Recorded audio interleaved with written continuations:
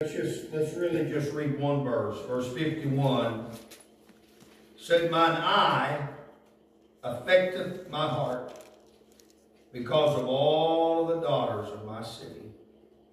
Mine eye affecteth my heart." This Lamentations, this book of Lamentations, the lamenting of the prophet Jeremiah, who ended up being noted by history and by Bible scholars as the weeping prophet. Many things that Jeremiah said about weeping. Jeremiah, I've identified with him at times, but he had some of the heaviest prophecies to prophesy. Jeremiah didn't get to say that unto you a child is born, and unto us a son is given, and the government will be on his shoulders, and they be called Wonderful Counselor, Prince of Peace. He didn't get to prophesy that. Jeremiah didn't get to prophesy that by his stripes you are healed. He didn't get to say that. He didn't get to say that the Lord is my shepherd and I shall not want. Almost everything that this prophet prophesies is heavy things, weighty things, things that made him cry, things that made the people of Israel cry, and things that still ought to make us cry today. Jeremiah the prophet dealt with a lot of heavy things. His book is named after him, Jeremiah, but it could be called the weepings of Jeremiah or the prophesying of Jeremiah. And then the book of Lamentations is those things that were the heaviest of all.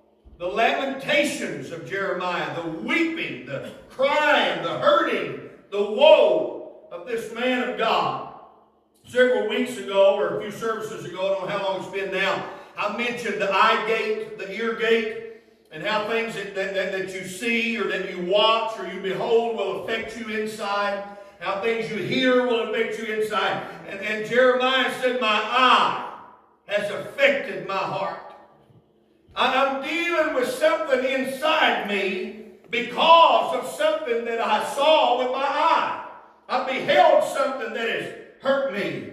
It's affected me."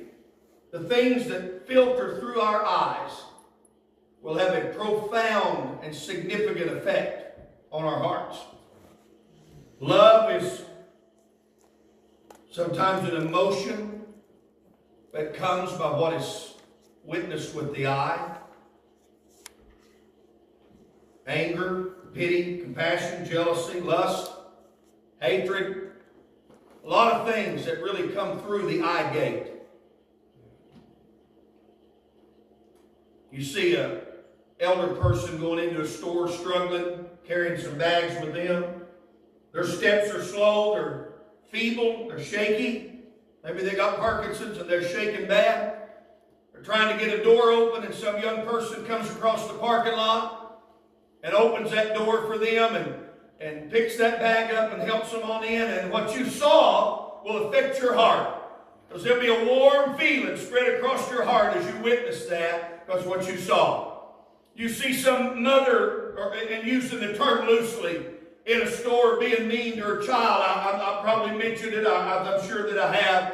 I'm standing in the gas station getting ready to pay for my fuel one day on my way to a lease to feed cows. And it was cold winter time. A little child there in nothing but a diaper and a t-shirt, no socks, no shoes, no coat. A mother all bundled up in a coat and a toboggan and gloves and buying her cigarettes. And the little child crying for some type of food or candy, whatever it was it had. And finally that mother reached over and whacked it in the head and said, "Ain't buying you nothing, shut up that bawling." And they walked out the door and that mother, so-called, had her cigarettes in her hand, took 3 packs of cigarettes. And that little cold, hungry, dirty child going behind her. And I'm telling you, what I saw with my eye affected my heart that day. When that woman walked that kid over the head, I wanted to walk her over the head and give her a little lesson in parenting. You know, I'm just being honest with you. Yeah. You see things like that will affect your heart. I remember going down the street in Sapulpa, Oklahoma, right across from the post office there, O'Reilly's on this side, post office on that side. And as we was going up the street, there was a man and woman in a car ahead of us that were apparently having a domestic dispute. And the dispute escalated till I saw that man go wham across that car, busted that woman in the ain't scared. They went through that stoplight. We were traveling north up the street there. They went through that stoplight, and after a while she opened the door and saw that man kick that woman out. I mean, she hit the asphalt bouncing and flopping, and he roared off and left her there, and my eye affected my heart. I really wanted to stop and help the woman. I also wanted to stop and chase down the man. Give him an opportunity to fight with somebody that might could hold their own. You know, you really want to slug it out, let's try with me. You ever see anything that affected your heart? You ever had anything that come through that eye gate that affected your heart? Yes. I fell in love with my wife. Things that come through my eye affected my heart. Now, 25 years later, Brother Brad, she has my heart because of what comes through my eye. This prophet said, my eye has affected my heart. He said, my eye runs down with rivers of water because of all the destruction on the daughters of my people. He said, my eye trickles down and will not cease, and it has no intermission. Lord, look down and behold from heaven, because my eye is running with tears. He said in Jeremiah, his book, the book of Jeremiah, he said, oh, that my head was waters and my eyes a fountain of tears. I'd like to just be able to weep out my eyes over what I'm seeing in this world I'm living in. My eye affected my heart. God told Ezekiel in chapter 9 and verse 4, he said, go through the midst of the city, through the midst of Jerusalem, set a mark on the forehead of all of the men that sigh and cry for the abominations that be done in the midst thereof. We've heard folks preach, testify, and talk about the mark of the beast. But God told the prophet, you go put a mark on the forehead of the people that are crying over these bad things that's going on. You look around our world, does your eye affect your heart? When you look around at the things going on in our society, does your eye affect your heart? When you see people being mistreated, when you see the abuse of the elderly, when you see the neglect of old people in nursing facilities that are laying there in the pool of their own excrements, laying there and bed sores all over them, and the CNA or the LPN or the RN or whatever are down there watching a soap opera and sending illicit messages to some man that they ain't even married to, and some old person laying there and got bed sores because they hadn't come by and turned them that day. I tell you, when I see things like that, my eye starts affecting my heart. When I see things in the news like I've read the last few days, it makes my eye affect my heart. I'm telling you, this prophet put it into words here the way that many of us have felt it, and we didn't know how to say it. And he said, my eye has affected my heart. I'm dealing with something on the inside because I saw something that has affected me inwardly. It ought to affect your heart. When you see abominations committed, it should affect your heart. When you see murderers and rapists and child molesters and thieves and liars and whoremongers, it ought to affect your heart. Right. When you see the states of our union allowing the use of marijuana, they say it's medicinal. One person even claims you couldn't get high on it. I got to wondering, why is it that every dope addict in both of our families has a medical marijuana card? Huh? Why is it that the ones that was already having substance abuse problems now have a medical marijuana card? Do you know, I decided I want to see this, I want to see about that. And so I asked them about getting one. They said, yeah, just tell us you got pain somewhere and we'll write you a prescription. You can go get marijuana. I said, just like that? 6 weeks before that passed, you'd have went to prison for it. Mm-hmm. Man votes something like that in, and all of a sudden there's people. I tell you, if I was a lawyer today, Paul Harvey made that speech years ago on the radio, If I Were the Devil. I'm going to make a speech to you and tell you if I were a lawyer. I would take the case pro bono for everybody in prison in America for marijuana. I'd take the case. And I'd start arguing to get them out of prison because they're in prison for what everybody on the street can do legally now. That really don't seem right to me somehow. I'm not for marijuana. But it don't seem right to me. I tell you, when I see that and I realize all I got to do is go to the doctor and tell them I have a constant pain in my right knee. Every time it rains, I get a pain. And they'll let me be a medically ratified, justified dope addict. Oh my God. I tell you, it affects my heart. Yes. Right. When I see the statistics of what alcohol does on the highways, how many people are killed, not because they're driving drunk, but because they got hit by a drunk. Isn't that the way it goes? The one that's drunk don't usually die. It's usually the mother on her way home from parent-teacher conference with 2 little children that dies. My eye, the prophet said, affected my heart. Have you cried so much over things in your life that your heart started being affected? Have you dealt with things spiritually, financially, mentally, emotionally, that it came out here? Nobody was around to see it, but the tears spilled anyway. And all of a sudden, when you was in the house of God and the Holy Ghost started moving, and the preacher was preaching, and the saints were singing, and the people were shouting, and your heart was so affected by what your eye had seen, and there was no praise to lift your hands with. There was no worship to escape your lips. There was no dance in your feet because your eye had so affected your heart. Oh, I'm going to tell you this morning, I've read it, and I've read it, and I've listened to it, and I've listened to it for a week or so now. This lamenting of the prophet, my eye has affected my heart.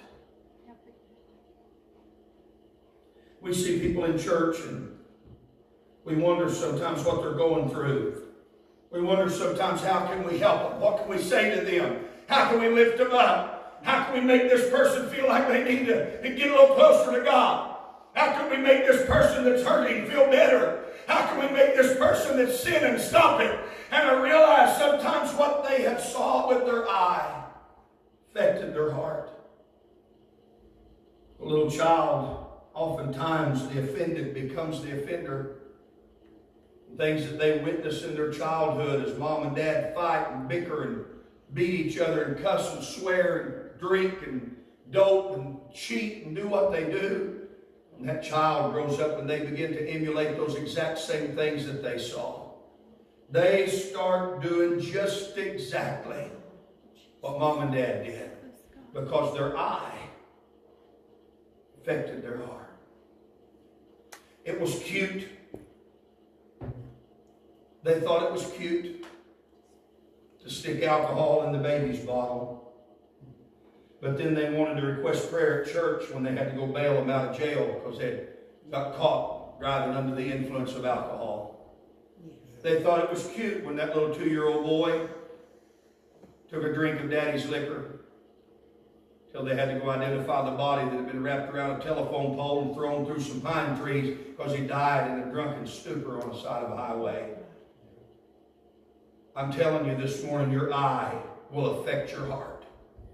You'll come to church and we'll sing, I'll fly away, and you don't feel like flying nowhere because your eye has affected your heart. You'll sit in church, you're going to face those services where you feel like doing nothing but lamenting. My eye runs down and does not cease, and there's no intermission.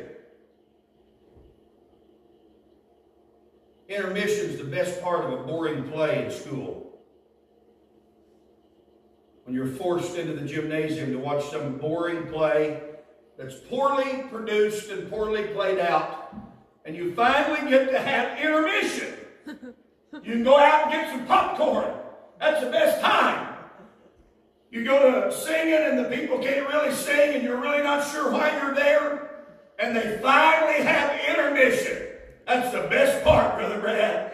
But Jeremiah said there's no intermission to my weeping. There's no intermission to my hurting. I'm going to tell you this morning, there's a lot of people in our land that would like to have intermission from the effect of their eye on their heart. There's a lot of battered women this morning that would love an intermission. Right. There's a lot of moms and dads this morning that are crying inwardly, oh God, for an intermission. Just a break in it all. Surely that's what David felt when he said, oh, I just wish I had wings like a dove. Right. I'd fly away and I'd be at rest. If I had wings, I'd fly away. If I had wings, I'd leave this hurt that I'm in.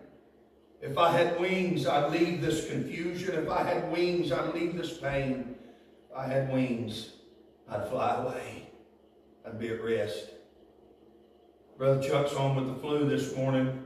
Others are sick. Maybe got the same thing. I don't know.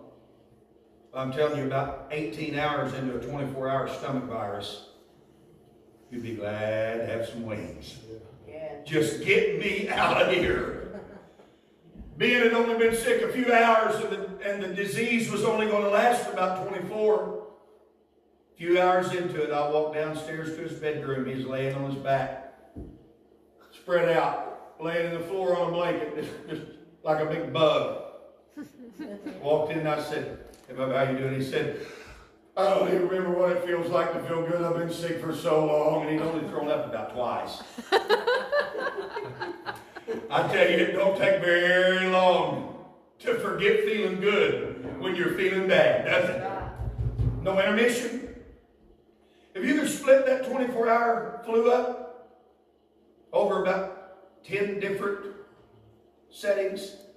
And on a real good day, you could have about an hour of sickness, and then about 10 more days, you have about another. You spread it all out, just an hour here, an hour there, to puke here, to puke there, instead of having to have it all at once for 24 whole consecutive hours. 18 hours into that 24-hour virus, you're wanting an intermission. And when you start into the storms of life and the valleys and the turmoils and the trials, and your eye starts affecting your heart, the praise in your heart gets weak because there's so many tears in your eye. Somehow they wash that praise away. I read over that, and for a week or so, I could not tell you. I wouldn't even know how many times in my truck, in my tractor, in my bedroom, in my office, I could not tell you how many times I've mouthed the words in the last 10 days. Mine eye hath affected my heart. Someone would text us and ask for prayer about something, and they're looking at a sad situation, and I'd say under my breath, my eye has affected my heart. By the time Thursday night was over and Friday was over, my eye had affected my heart. I had wept. I cried. I gritted my teeth. I wondered why, how, what. My eye had affected my heart. You ever been there? You ever been there? Yeah. Your eye affected your heart. When my old grandpa looked through the bars of a hold-up jail over here in southeast Oklahoma at my dad for the first time, but not near the last. My dad's tried to recount to me. My grandpa would only be 125 or so, 24, be 120-something years old. I never knew him. He died when my dad was still running wild. Dad's tried to describe to me, Brother Junior, what Grandpa's eyes looked like when he stepped around that corner with that old sheriff. He looked through those bars at him, shook his head. And I promise you, that scene that the eye processed affected J.L Richison's heart. Yeah, it did. The scene I saw in the front of that funeral parlor Thursday night, it affected my heart. I kept it all together and put my arms around him and told him I loved him and I'm praying for him, and I tried to give him a big toothy grin. But I promise you, that 12-year-old little boy in that casket, that scene, that affected my heart. In this world of tribulation and storms and strives, you're going to have a lot of days that your eye will affect your heart. And I want to not just leave you there. Sister Jean was teaching so good this morning about how the Bible can tear us up, and boy, it can. But she didn't leave us there. It's also what puts us back together when we're tore up. Yes, my eyes affected my heart. Yes, I've cried. You have. We all have, and we all will again. But it also said, He is a man of sorrow, and He is acquainted with grief. He knows what it feels like. The eye of God that's on you today, look down over the balconies of heaven at His Son on the cross, and His eye affected His heart. When God Himself had to turn His face away, as that spotless Son bore our sins on Himself on that old rugged cross at Calvary, God's eye affected His heart. Boy, I want to tell you this morning, my eye has affected my heart. Has yours? When I go to prayer, Sister Debbie, and my heart's been affected, I pray to a God whose eye has also affected His heart. And He knows what I mean when I say, God, I need you to help me here. I don't know how much of this I can deal with, Lord. I need you to help me. And He understands that.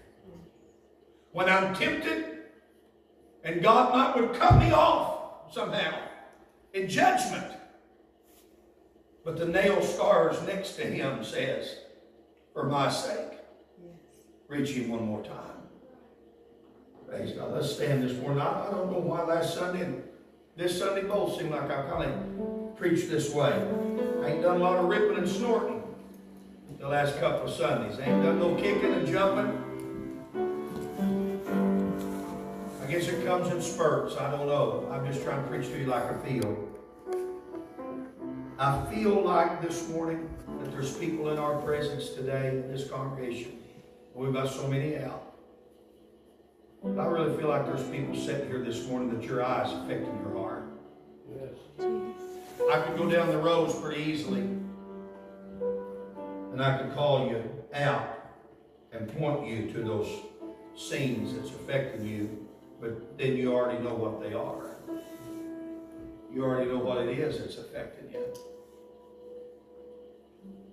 You say nobody understands, and I'm no ball bag anymore, and I just don't feel good, and I don't feel like shouting. Well, I just want to tell you, you're in good company today. That old weeping prophet Jeremiah, you're right there with a good man. You're not the only one in that boat. The boat may be new to you. That old boat's floated the seas of life a long time, and it's got a lot of weary pilgrims home. You look at the scars on an old canoe, you realize that thing's beat into a lot of rocks. That ain't this canoe's first trip down this river. It may be your first trip in it. And it may be your first pass through rough water. But you're going to make it if you'll hold to the unchanging hand of God. My eye affecteth my heart. I need intermission. I need wings, Lord. Not angel wings. I need dove wings. You know why He said that? I will keep you standing. You know why He said that? There ain't a bird on this earth more flighty than a dove. Yeah. There is no bird on earth.